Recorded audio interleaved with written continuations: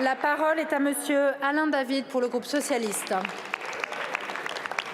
Ma question s'adresse à Madame la Première ministre. En dépit de vos tentatives de pourrissement, le front syndical reste solide et les organisations syndicales du pays restent mobilisées avec constance et détermination. Tandis qu'une nouvelle journée de mobilisation aura lieu jeudi. Les syndicats vous rappellent leur opposition résolue au passage de l'âge légal de départ à la retraite à 64 ans. Comme la nouvelle secrétaire générale de la CGT, Sophie Binet, dont je salue l'élection à la tête de la centrale, l'a rappelé, le retrait de cette réforme est la seule solution pour ouvrir le dialogue et apaiser le pays.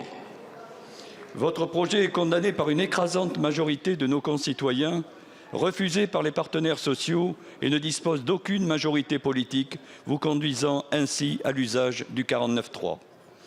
Les présidents Vallaud et Kanner se rendent aujourd'hui, avec les autres groupes de la NUP, devant le Conseil constitutionnel afin d'exposer nos arguments juridiques suite aux recours déposés par les députés et les sénateurs de gauche.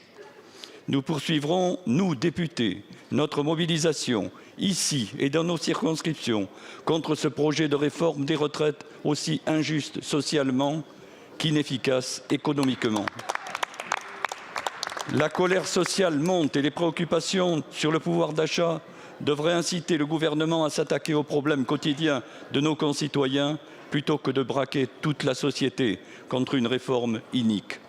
Il vous appartient d'entendre le message des Françaises et des Français. Vous ne pouvez les ignorer plus longtemps, Madame la Première ministre. Je vous remercie, mon cher collègue. La parole est à monsieur Olivier Dussopt, ministre du Travail, du Plein Emploi et de l'Insertion. Merci Madame la Présidente, Mesdames et Messieurs les députés. Monsieur le député David, les semaines se suivent et parfois se ressemblent. Vous nous interrogez sur la réforme des retraites et c'est l'occasion pour moi de répéter sa nécessité. Nécessité pour garantir le système de répartition, nécessité pour garantir la solidarité intergénérationnelle. Est-ce que cette réforme s'est faite à l'issue d'un débat? Oui. Débat avec les partenaires sociaux, ça n'a pas levé tous les désaccords, mais nous avons construit des convergences. Débat avec les forces politiques, débat ici même à l'Assemblée, débat au Sénat. Vous dites, monsieur le député, que vous maintiendrez votre mobilisation contre la réforme des retraites. La réalité, monsieur le député, c'est que votre mobilisation est totalement stérile et vaine. Vous avez joué la carte de l'obstruction. Vous n'avez pas bougé une virgule. Vous n'avez pas bougé une lettre. Et surtout, monsieur le député, vous n'avez jamais dit quel était votre projet alternatif. Est-ce que vous voulez baisser les pensions? Est-ce que vous voulez augmenter les impôts et les taxes? Est-ce que vous voulez laisser filer le déficit et faire porter sur nos enfants la responsabilité de votre incurie financière? Nous prenons nos responsabilités. Nous les prenons et nous voulons le faire à nouveau dans le débat. C'est la raison pour laquelle demain, la Première ministre recevra l'intersyndicale pour évoquer l'ensemble des sujets.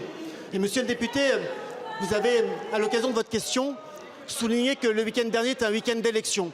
Vous avez salué l'élection de la nouvelle secrétaire générale de la CGT, Madame Binet. Je m'associe à vos salutations.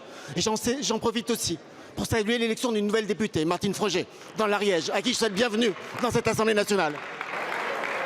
Je vous remercie, monsieur le ministre. Monsieur David, non. La parole est à Madame